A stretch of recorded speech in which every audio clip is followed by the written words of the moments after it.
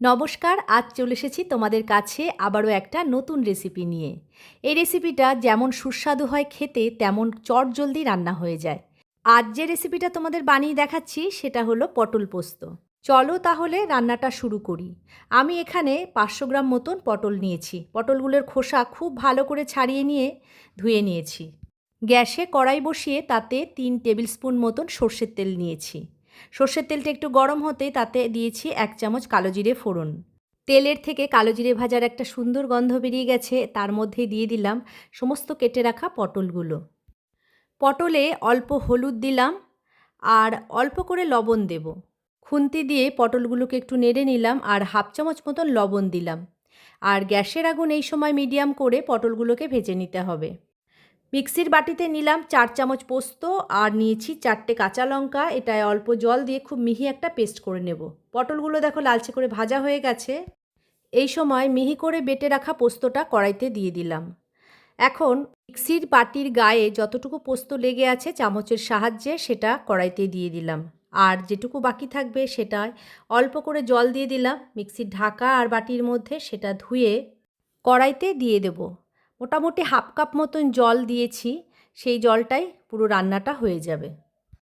এই সুন্দর রেসিপিটা আজকে যে যেখান থেকে দেখছো, তোমরা যদি আমার নতুন বন্ধু হয়ে থাকো তাহলে অবশ্যই সাবস্ক্রাইব করে দিও, লাইক করে দিও, শেয়ার করে দিও। আর যারা আমার পুরনো বন্ধু আছো তারা তো অবশ্যই লাইক, শেয়ার আর কমেন্ট করে দেবে। ও হ্যাঁ, তোমরা নোটিফিকেশান বেল আইকনটা ক্লিক করতে কিন্তু ভুলে যেও না। মিক্সির বাটি ধুয়ে জলটাকে দিয়ে দিয়েছি। এখন খুব ভালো করে একটু নেড়েচেড়ে নেব। এই রান্নাটা হতে কিন্তু বেশি সময় লাগবে না, খুব চটজলদি একটা রান্না। রান্নাটা হতে 30 মিনিট মতন লাগবে। এখন এতে স্বাদ মতন লবণ দিয়ে দিলাম। খুন্তি দিয়ে খুব ভালো করে নেড়েচেড়ে নেব। আর বেশি নাড়াচাড়া লাগবে না। এবার কিন্তু ঢাকা চাপা দিয়ে রান্না হতে দেব মিনিট 5 মতন। আগে থেকেই লবণ দিয়ে যে পটল ভেজে নিয়েছিলাম তাতে পটলটা প্রায় 80% মতনই সেদ্ধ মতন হয়ে গেছে, তাই এখন আর বেশিক্ষণ সময় লাগবে না।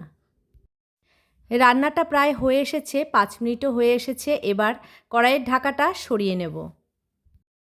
খুব ভালোভাবে সেদ্ধ হয়ে গেছে সেটা দেখে নিয়েছি, একটু নেড়ে চেড়ে নিলাম খুন্তি দিয়ে।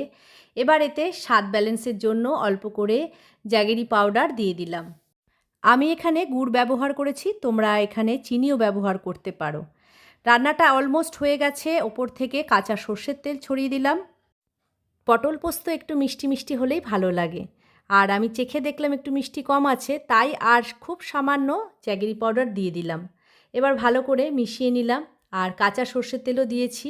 সেটাকে 2-1 সেকেন্ড ফুটিয়ে নিয়ে এবার নামিয়ে নেব। কড়াইতে রান্না একদম রেডি হয়ে গেছে। এবার কড়াই থেকে পটল পোস্ত একটা পাত্রে নামিয়ে নেব।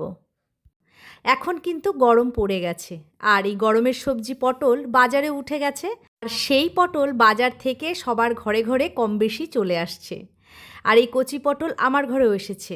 গত সোমবারে এই নিরামিষ দিনে পটল পোস্ত করেছিলাম, খেয়ে সবাই খুব প্রশংসা করেছিল। তোমরাও এইভাবে বাড়িতে বানিয়ে বাড়ির সবার কাছ থেকে প্রশংসা নিতে পারো। আজকের রেসিপিটা তোমাদের কেমন লেগেছে অবশ্যই কমেন্টে জানিও। আর সাবস্ক্রাইব করে দিও, শেয়ার করে দিও, লাইক করে দিও। সবাই ভালো থেকো, সবাইকে ভালো রেখো। আসবো আবার তোমাদের কাছে নতুন কোনো রেসিপি নিয়ে। ততক্ষণের জন্য সবাইকে বলছি টাটা।